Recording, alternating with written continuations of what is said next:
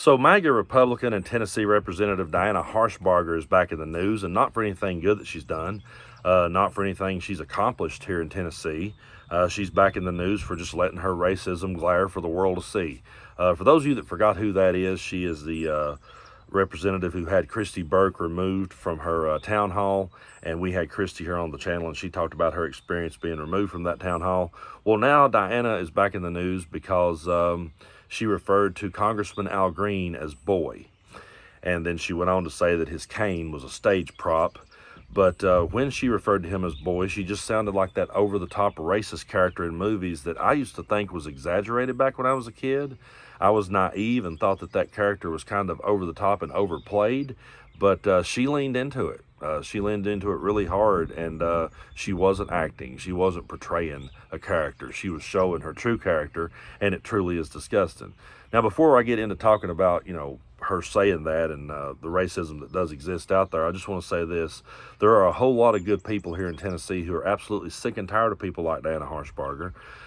There's so many politicians here in Tennessee that we're sick and tired of, and we want to see gone from the state. We don't want to see them nowhere near a position of power. So, I tell people when they ask about the state of Tennessee and it being a ruby blood red state, I say, yes, we are. And I live in the buckle of the Bible Belt. But even here, there's some good salt of the earth people who does not believe and stand for that kind of bullshit.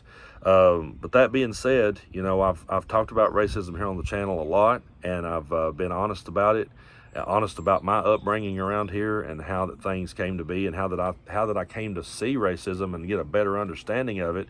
Because you have to understand that when I was growing up in my hometown, the black people lived on a certain side of town, and you had city schools and county schools, and the black kids went to the city school and I went to the county school. So during my entire grade school life, from like first grade through the sixth grade, I had no black kids in my school at all. And then when I got over to middle school, which was seventh and eighth grade, there might have been one, maybe two.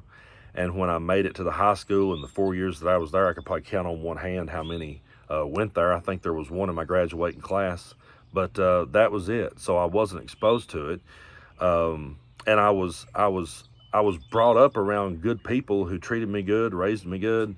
I never heard, I never heard them be cruel or over the top with racism. Yes, I heard them crack racist jokes, and I heard them use the N-word. But it wasn't something that I felt like, in my mind, I felt like that maybe things were getting better. Growing up in the 80s and 90s, I thought maybe we're moving forward, and maybe by the year 2025, racism will be gone. I have said to so many black people that I've talked with in person, I've said, I was just naive in thinking that it was going to get better, or I was naive in thinking that it wasn't quite as bad as it was. And then I really do believe that when Donald Trump came along, he just ripped the bandage off of that wound and just empowered so many people to go ahead and be who they truly are. And it's truly sad.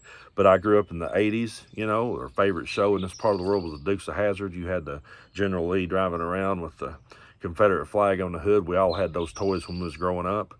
You had bands like Leonard Skinner and Alabama and Hank Williams Jr. and music that really you grew up on, cut your teeth on, and it was used in movies and TVs and on album covers, and so it was something that when you ask people about it, when you started learning about the Civil War, and then you realized what that was about, and then you ask people in this part of the world about it, they would always play it down like, well, that really wasn't about slavery. That was about states' rights, they would say, or that was the war for Southern independence, they would say.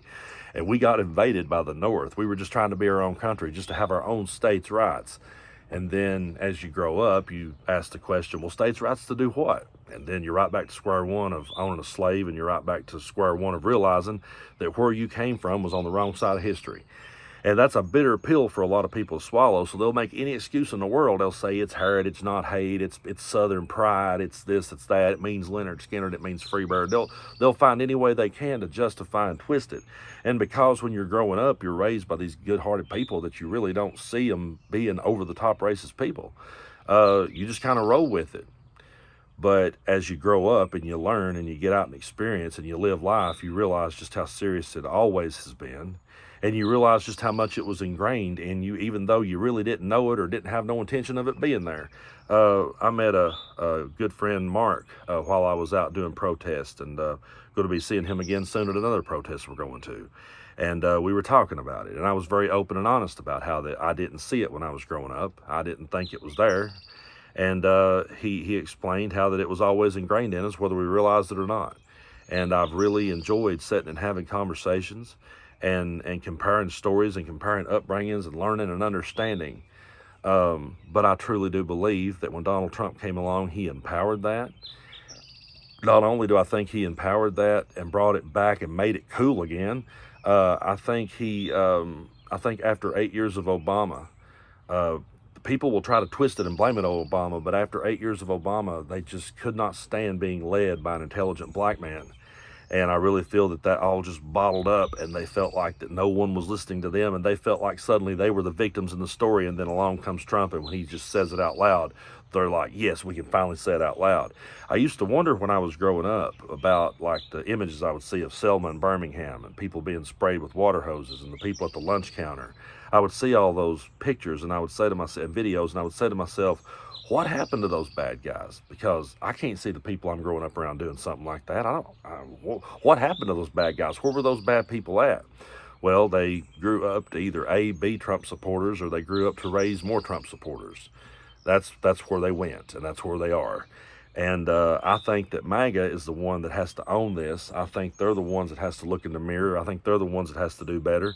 But I'm sure someone out there will accuse me of being a racist for bringing this up and talking about it. I get that every day. Someone will say, well, you're a racist because you pointed it out. You talked about it. If you just stopped talking about it, it'd go away. Well, we've seen that that's not the case, and that's never going to be the case. And if I hear one more white dude in my part of the world say to me, "Did you hear what Morgan Freeman said about it? Morgan Freeman said if we just stopped talking about it, it'd go away. I got a black friend that has a Confederate flag. It don't offend him." I'm so tired of hearing that shit, and I'm so tired of hearing people try to make it about them. It's not about you, and it's not.